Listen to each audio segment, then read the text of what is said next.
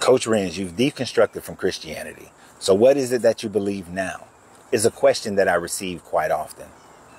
Well, when I think about absolute moralities of good and evil, when I think about the fact that all things in the universe constantly change, when I think about the fact of we create our own suffering, and when I think about the ideas of the consciousness and what it's attracted to, it brings me to a point where I do not fear hell. And life and death, heaven or hell, it is what drives the majority of people of what happens after this existence. So let me utilize those things to try to somewhat explain, because words will never be enough to really explain it so that it is comprehended fully in the way that I do. You see, everything in the universe is energy and frequencies, colliding and bombarding with one another, creating and manifesting itself into different forms, whether it be the form of you or the form of the trees behind me, the grass behind me, the wood fence behind me. All things in the universe are energy, and so are you, and so is your consciousness. But how do those energies come together, and what are they? What were they in the past? What will they be in the future? Is something that we cannot answer. I have no idea what this cup used to be. I have no idea in 100 years what the energy of this cup will become. All I know is what this cup is right now. And whether or not it is good or bad is subjective. But there are certain moralities that are not subjective. Those moralities being that anything that I don't want done to myself, I would not do to anyone else. Those are not subjective moralities. Those are absolute moralities. Because I do not want to be murdered, so therefore I will not murder. I do not want to be stolen from, so therefore I will not steal. I don't want to be SA'd, so I won't SA.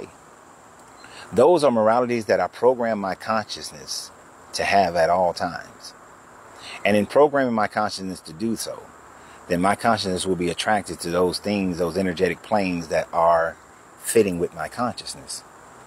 You see, people use the term God to describe the creator and manifester of the universe and the ruler of the universe. But the term and the ideas of God are things that were created by man or by an individual. And then that individual taught and forced the surrounding people to believe in the same. And from that belief, the collective consciousness of man has created gods, devils, heavens, hells. And now because of that, people believe in these gods, devils, heavens, hells. And the suffering that people create amongst themselves and of other people is to believe that if you do not agree with me, then that creates a point of suffering within myself. So I need you to agree with me in order for me to be confident in my heaven. The Christian says it to the Muslim says it to the Christian, the Jew says it to the Brahmin says it to the Jew, and mix it any other kind of way, and it all still comes out the same. Your own fears is what's driving you to force other people to identify everything in the same way that you do. And this is why I don't speak on this that often, because I have no desire to force you to believe or think the same way I do. Because I do not have belief. I only accept what I know. What I know. What I know right now is that my collective consciousness is saying that I am this guy that is in front of you right now. That's it. I don't know what my consciousness was in the past. I don't know what my consciousness will be in the future. Was my consciousness dispersed from another being, and then part of that consciousness that was dispersed is become a part of me, as well as colliding with other consciousness and other consciousness and other consciousness, and created the me? And then as I live my life, developed into the person that you see before you?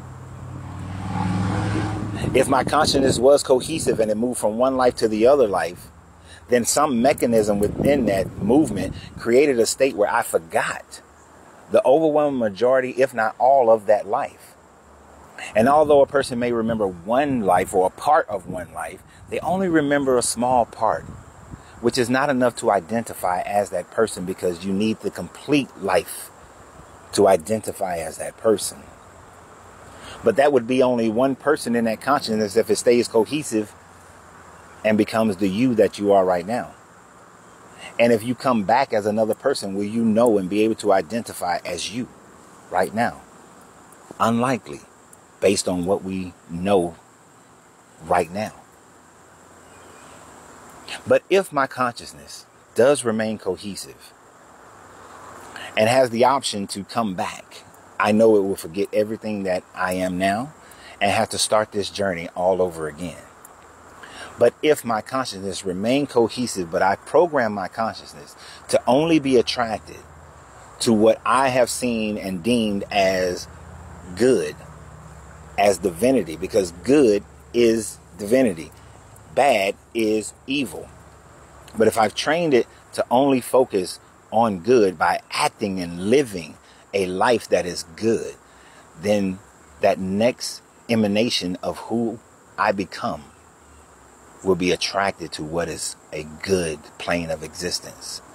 But if I have programmed my mind and my actions to lean towards fear, anxiety, to rape, murder, and steal, to lie, to falsify my beliefs and speak words of, hey, yes, I am a good person, but knowing that I'm cheating on my spouse, I'm beating my wife, I'm beating my kids, I'm stealing from the government, I'm stealing from people, then subconsciously you are programmed to lean more towards the things that you fear, the negative things, and you will create and manifest your own hell.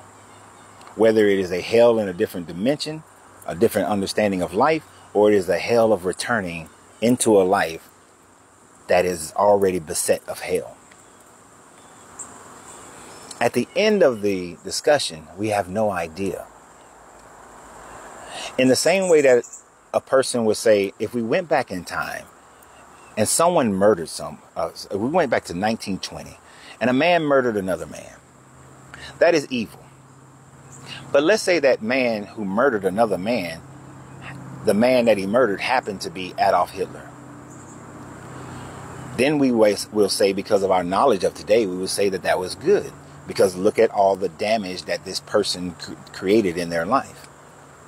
But who's to say that the ripple effect of him murdering a 19-year-old, 20-year-old Hitler would not have allowed for someone far worse who actually does conquer all of Europe, who then spreads his conquering into the Soviet Union and into Africa and into the Americas and conquers the entire world under a regime that commits to more genocide than Hitler ever committed to us?